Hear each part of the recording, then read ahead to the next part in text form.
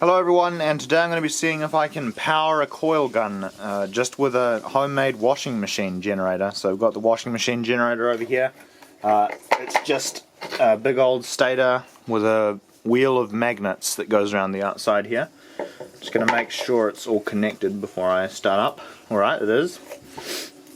Then it's got that going into a big old bank of capacitors through a full bridge rectifier, because obviously the output's AC.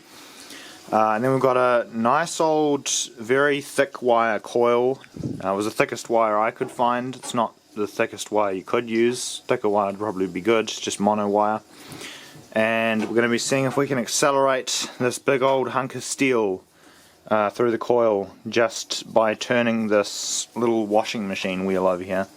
So I'm going to give it a few spins and see if we can get it to move.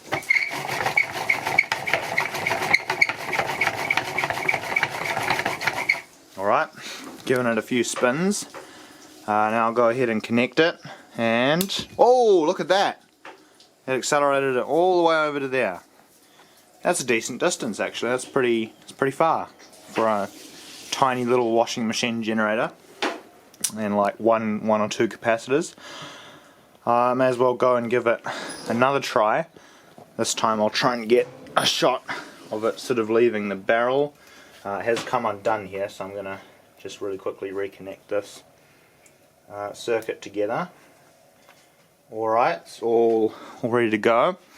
Let's give it a few spins again.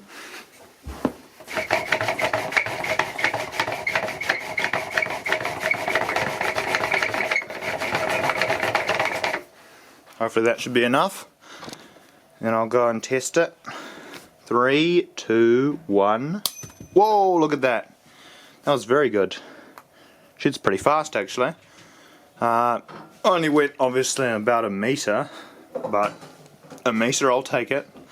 Especially for such a big projectile and not a very big capacitor bank.